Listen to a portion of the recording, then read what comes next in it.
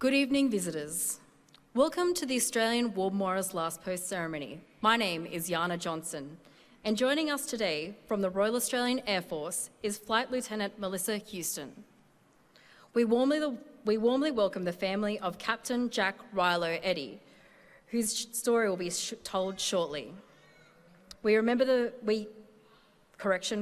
the veterans who have served, those that are still serving, and the families that support them. We acknowledge the members of RSL and Services Clubs Association, RSL Victoria and RSL Queensland who are watching the broadcast of this ceremony across Australia.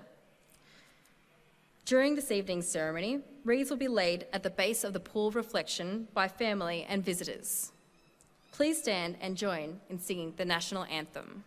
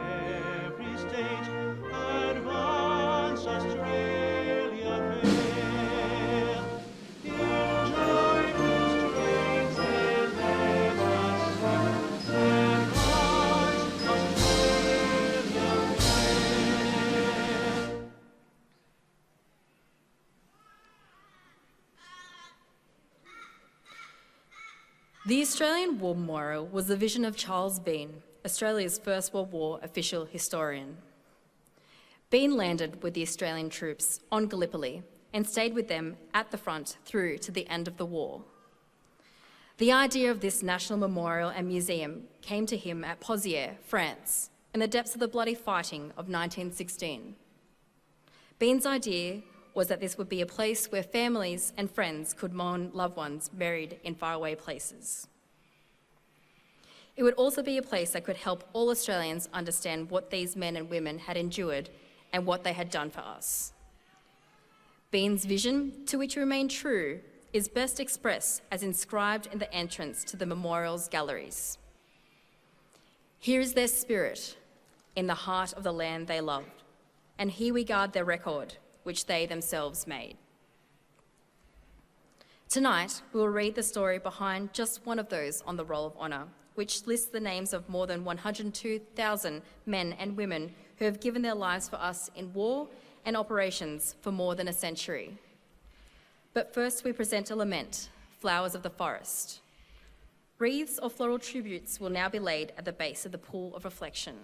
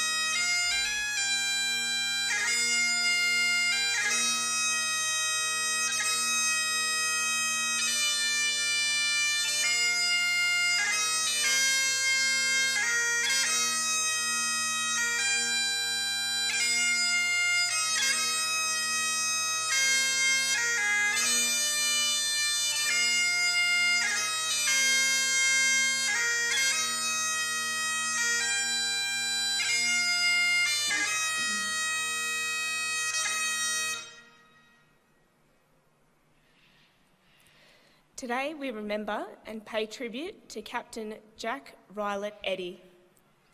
Jack Rilo Eddy was born on the 14th of April 1894 at Victoria Barracks, Melbourne, to George and Cecilia Eddy.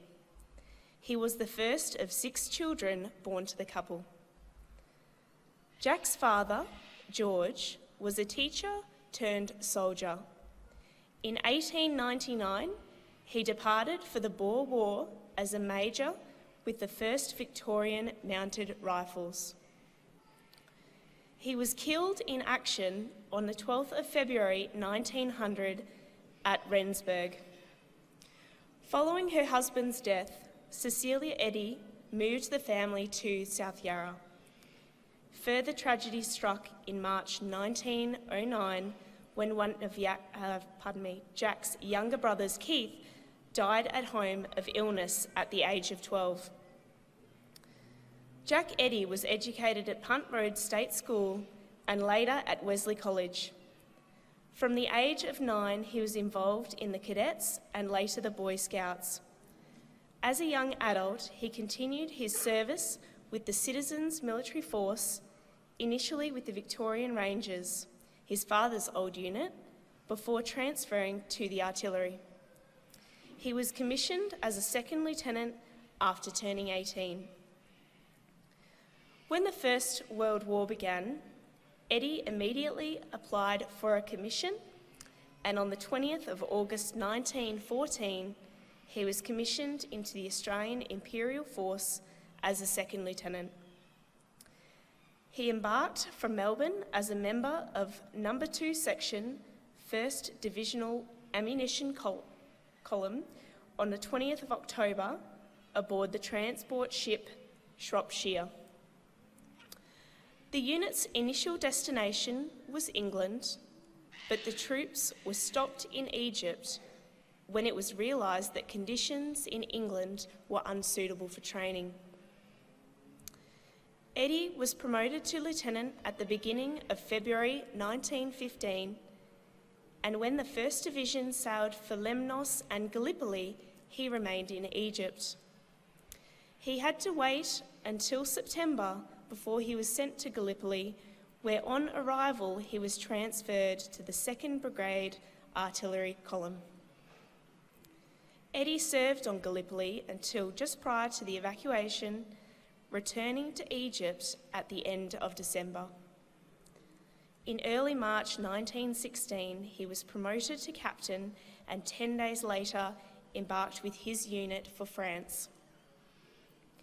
In May, Eddy returned to 2 Section, 1st Divisional Ammunition Column and saw his first major battle at Pozières, being involved in bringing ammunition forward for the Australian artillery batteries. He suffered a hernia in August, but kept working until being evacuated to England on the 10th of September. He had an operation to repair the hernia, but his recovery was slow. He began suffering nightmares and headaches while convalescing, and it was some time before he was fit for duty. Eddy remained in England before returning to France in late July 1917.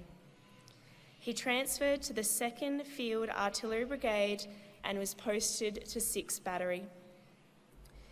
In the early hours of 4 October, prior to the Australian attack on Broodseinde, Eddy was mortally wounded when a German shell detonated near him. One of his comrades remained with him until he died 2.5 hours later. He was later laid to rest in Renninghurst New Military Cemetery. He was 23 years old. His name is listed on the Roll of Honour on my right among more than 60,000 Australians who died while serving in the First World War. His photograph is displayed today beside the pool of reflection. This is but one of the many stories of service and sacrifice told here at the Australian War Memorial. We now remember Captain Jack Rylett Eddy, who gave his life for us, for our freedoms and in the hope of a better world.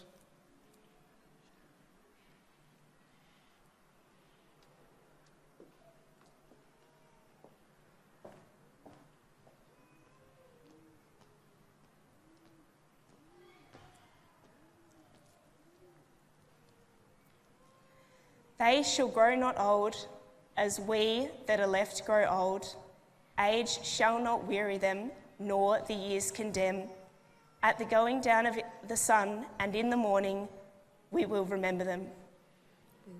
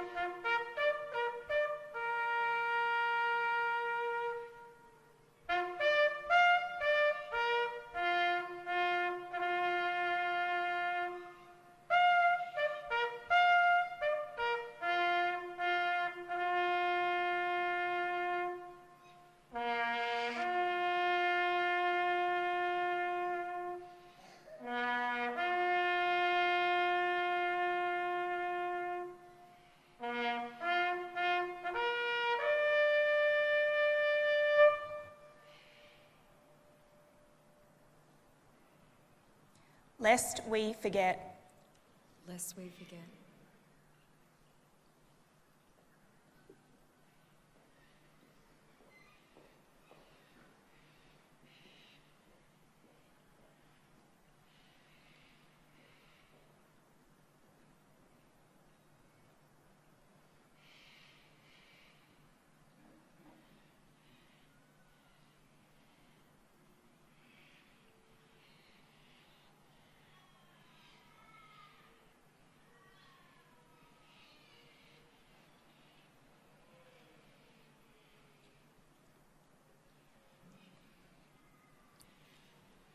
We leave you this evening with the words of the memorial's founder, Charles Bean.